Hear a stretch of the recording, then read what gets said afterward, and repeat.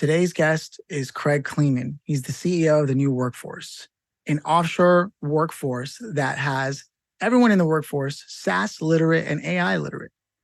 So they're ready to go right away. Now, that is cool. And that's something we definitely cover. What's even cooler about this conversation is that usually it takes a while for people to warm up and open up about their philosophy on business. And we go through sort of their journey almost right away. Kraig was ready to just go into it and share his insights about his early lessons on how he learned what his strengths are as a leader and how he overcame the things that he wasn't so good at and how that overall impacted the growth of his business. And we got to go into what makes a good executive assistant based on his own experience, hard won, from hiring EAs that didn't work out to ones that did. And the one that did eventually even became director of operations. So I think you'll love this conversation for those reasons. Without further ado, Kraig Kleeman. Here with me is Kraig Kleeman, and we're going to talk about the new workforce and what that all means. Kraig, how are you?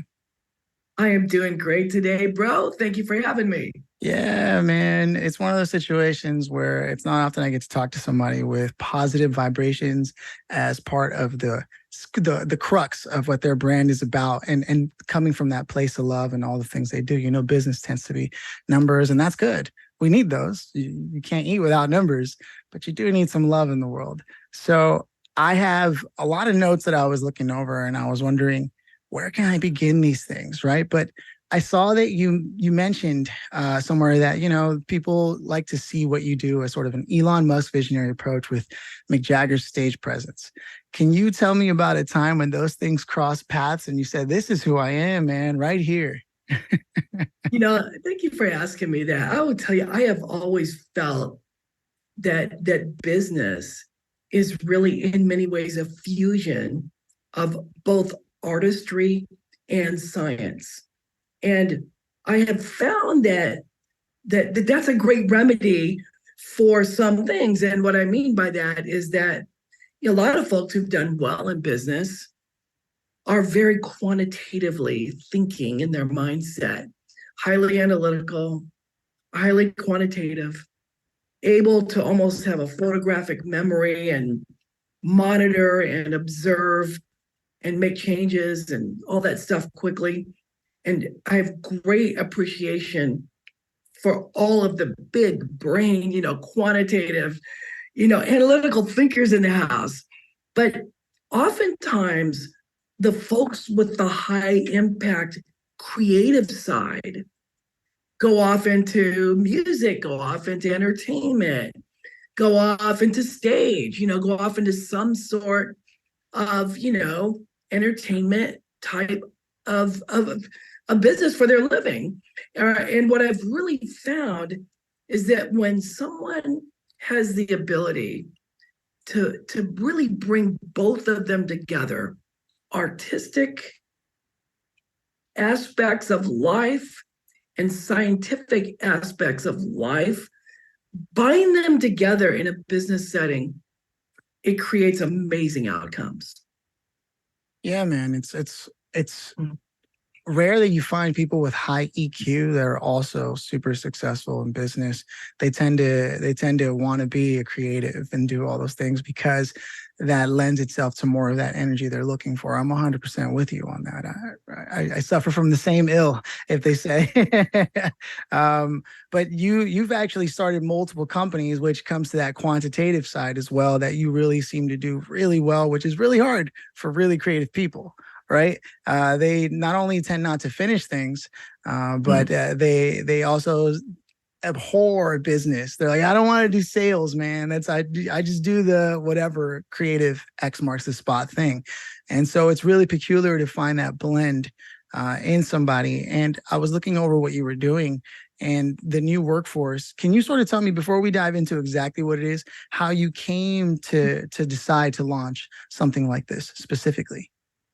I will, and I'll also, kind of underneath that, even adds a layer to it, and tell you that when I started my first company, I was a young man. I grew it from zero to $30 million in annual sales in less than 4 years. It was a great run. We ended up selling the company to our largest strategic marketing partner. But I will tell you, just to dovetail on a comment you made a moment ago, I learned then, and oftentimes really I've learned this the hard way, that my leadership skill set is more visionary than it is necessarily operational or quantitative or analytical. And I found myself with this growing company, and we were doing it, like growing it, blasting off like crazy. But what I discovered was that I was making messes along the way. Like I'd create these awesome marketing partnerships, and yet didn't necessarily have the right plan in place to execute properly on the partnership. So I could go cast the vision. I could get lots of lots of companies, their marketing groups, to partner with us, even make investments into joint ventures and joint marketing plans. But I didn't, especially in that first 18 months of the business, didn't have that operational base of people with the strong, like monitoring skills, analytical skills, literally, process, workflow, putting it together. And so I found myself early on realizing the hard way that for me, Kraig Kleeman, to make my ventures grow and to do the things I wanted to do in my life, I desperately needed to have strong operational folks who could not only put together what I had promised, make the deliverable occur, but in all honesty, could put a leash on me. I think as founder and CEO, sometimes, you've got to have a spirit of humility and a spirit of collaboration with your team. And you've got to give your team the rope to put the rope back on you. You got to give them the ability to rope you in or rope me in. And I know this isn't exactly what you asked, but when I learned that, I didn't know this intuitively. I really learned this by making messes, like literally creating environments that was more revenue and more yield than the team and the infrastructure could handle. Then about 18 months into that, I realized, wait a minute, I've got, my operations manager would come in my office and let me have it. And, the first 18 months of that, it was tough. I'm like, it was like an eagle saying, who are you to tell me, right? But then in time, I realized the wisdom of yielding to another. And I also began to realize that one of the ultimate characteristics of maturity is to be willing to submit to someone who's maybe less mature than you in life, but has more expertise in certain functional areas. So that had an enormous impact on me on the first business that I started years ago as a young man. I love that you went there. I really did. I prefer the philosophy because these are the things that are the intangibles that ultimately make people who are in business better, right?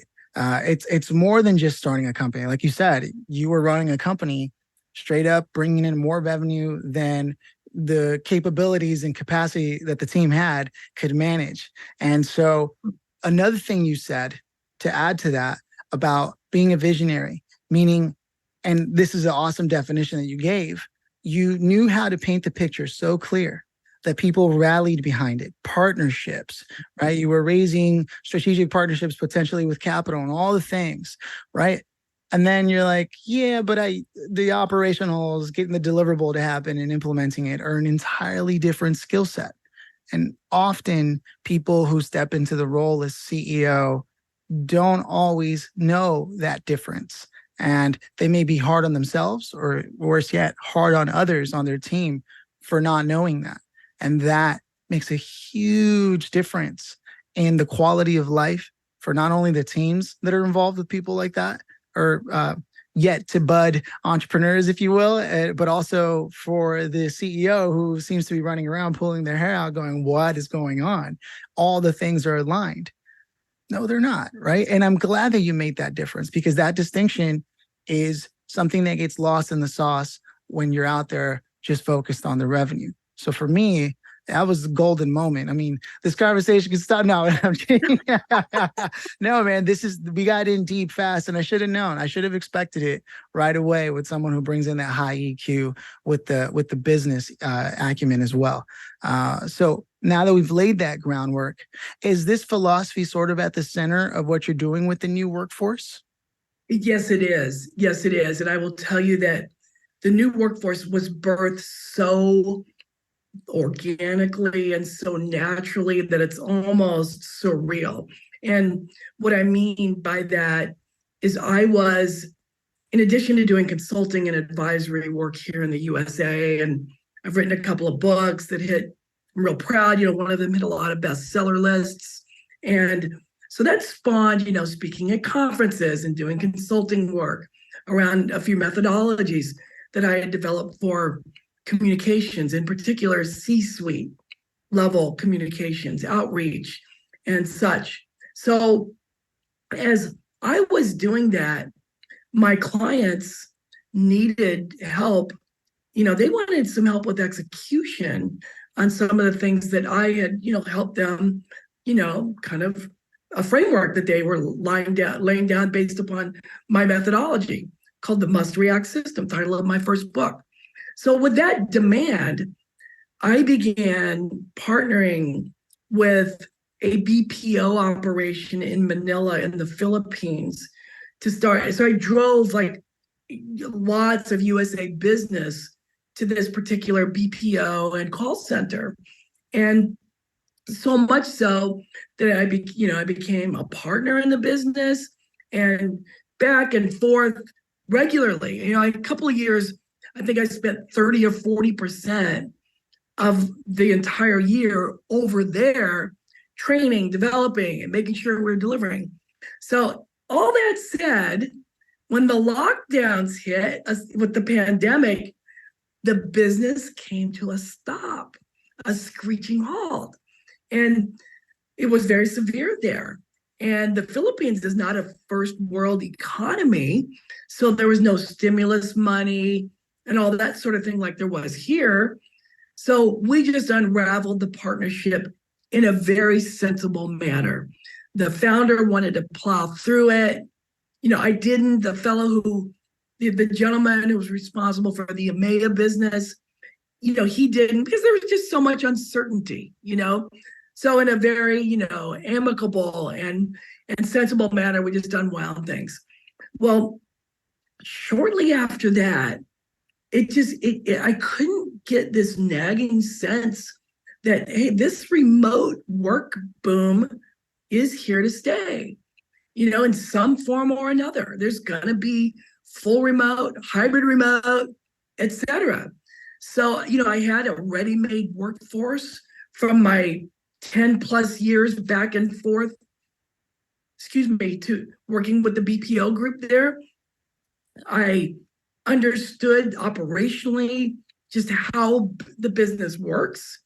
And I also began to understand I really knew that companies in the US that want to outsource, they love connecting with someone really like me who is native to the US, who thinks the way they think, who thinks the way their board thinks, who understands return on investment and productivity yields and the need for process and the need for for things to be systematized.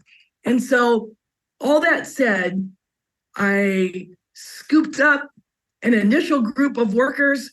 I sent them laptops, got them high-speed Wi-Fi, qualified, made sure, they had good work from home set up all the way around. And that spawned super naturally. And I should say both super naturally and maybe even supernaturally, And with all that said, we've just spawned and grown like crazy since we made that pivot about 2 years ago. What an incredible time to be making a decision like that too. I've come across many a company that had mentioned to me in passing, You should look into services like that. But when I found them, it was usually just me finding those people online, no different than Upwork, which is the last thing I want if I have to now manage that, right? So there's also that element of management, like you said, someone they know they can trust who's done all that work, right? Designed thinking. That's what people want. They want the thinking to have already been done. You figured it out. I just want to push the button, right? And for me, that's awesome because it's also telling, and I think you'll dig this, it's also telling of where the future would go for business, right? I mean, if people could completely replace human capital entirely with just a button that automatically runs a program that gets things done, I'm sure they could do that. Until we get there, and it may not be far off, we are going to need supplemental workforces, especially as the American economies continue to put themselves in a position where there's so much talent in the talent pool, but not enough people who can be qualified for certain things that are more important and more relevant for the development where money is going, like green and green SaaS products and this and that. But one of the things I did see that the new workforce is doing is actually bringing SaaS intelligent people to the book. And that is different, right? Because from what, and I'll let you speak here in a second, from the people I've seen that have mentioned those things, like I said earlier when I started talking, they have to sit there and train the people up and try to get them to understand the processes. So the fact that you can already bring people in who do know all the CRM tools, who do know all the CMS tools, the back end of WordPress or what have you, things of that nature, that's what you're getting at with this workforce? Yes. And I will tell you that, I mean, what's happening is the future is very quickly rushing into the present. And we've recognized this. So all of our workers, for example, those that are doing, BDR work, outreach work, those that are doing sales assistant appointment setting, they're trained and certified in tools like Sales Navigator, Salesforce, Zoom Info, HubSpot, all the various tools, I could name so many more of them, but they're trained and certified day one. So there's no learning gap. Another example of that is what's really impacting now is AI. And I have required our entire workforce to go through a training and certification program. And they all have to come back and present to a small team of which I'm part of it, how they're going to use AI to create better productivity for their particular function. And that's been a company-wide initiative, but I'll tell you what spawned that. Two things. One is I was an early adopter, I guess is the word, of ChatGPT, as well as Midjourney and some of the other tools. And I began just seeing the incredible productivity. So we got our content writing team trained and certified in the tools first. And that just took them to a whole new level. They're great writers. They understand, HubSpot best practices for a blog, 2,000 word count, scannability, readability, sources, all of it. So they've been trained in that. They understand that. But they really could only write and deliver in products that were in their subject matter wheelhouse. Well, now with AI, the AI solves that because now they can do research at 10x the pace or the rate that they would have done it without AI. And because they've been so well trained in the HubSpot model for a blog and how to repurpose that into an infographic and repurpose it into an ebook and a checklist and a one-pager, they now, with being fully equipped with AI, they can deliver content, expert blogs on topics that they never thought they could have done that. So SaaS literacy and AI literacy are like two of our top pillars for our workforce, both from the beginning and going forward. And we're greatly looking forward to the maturity of AI in the hands of my workforce, because man, they're getting better and better and better at it and delivering better and better results all the time. It's so cool to see that someone whose strength was visionary, right? And rallying people together and really getting the pieces to come together for what the team should be and how the team should look, is now running a company that really needs operationals. Now, did you work on those strengths yourself as CEO, or is this another one of those cases where you brought someone in to help you with the management of that while you focused ensuring the story of the product, the quality of the product that is this company of the new workforce was top notch? So fasten your seatbelt on this one. First of all, the answer is yes, yes, and yes. I always need operational help, okay? But fasten your seatbelt in that when we started launching the new workforce, and even though we're barely 2 years old, it's almost like we're 14 years old because of my journey in doing BPO work in Manila, for close to 12 years. But so early on, one of our first hires was a young girl who's 19 years old. Her name is Janina. And she was so good at the tasks that we gave her. And when we deployed her with a client, so good, so fast, and her communication skills were so strong. The moment she came off of contract, I quickly made her my executive assistant. Now, as she became, and I told the whole companies we were growing, I said, hey guys, Janine is now my EA. If Janine asked you to do it, please, that means I asked you to do it, and interpret it and respect those wishes that way. And because I just saw this gift in her, even though she was young. And so then in a very short period of time, about literally 90 days after that, I promoted her to manager of operations for the entire company, director of operations. So literally everything, with the exception of finance and strategy, I've got, finance team that I work with, and I still lay down the strategy, and I've got advisors stateside that help me with strategy. But Janine is now 20, and she runs the entire operation, and I am a thankful man. Let me tell you that. Building people up and growing your people is possibly one of the most impactful things that a visionary, a founder, a leader can do. It's not often I actually get to ask this, but what is your opinion and your thoughts on how someone can spot the perfect executive assistant? Is it more of a feeling of, wow, things are getting easier for me? Who's doing this, and how do I give them more control over things? Or are there certain qualities that started to stand out to you? Because that's a question I rarely get to ask. And I know so many CEOs, founders who wish they could just find somebody to let go of things with, where they feel comfortable doing that. Man, I wish that I could tell you that I've studied this and know this, like water off the duck's back, and I can't, but I will take a stab at the question. I will tell you, my first company, I hired an EA, and she did a great job for me given both of our limitations. I mean, I was a young guy, under 30, starting my first venture that took off. She was very young, in her early 20s, but she was very detailed, very organized. But I'll tell you, the thing that helped us, in spite of our youth and lack of experience, was a real bond of trust. I could just trust her to do what I asked her to do. Now, along the way, I've had a few other EAs where it didn't work out quite as well. In fact, with the new workforce, I really felt that I needed a stateside EA.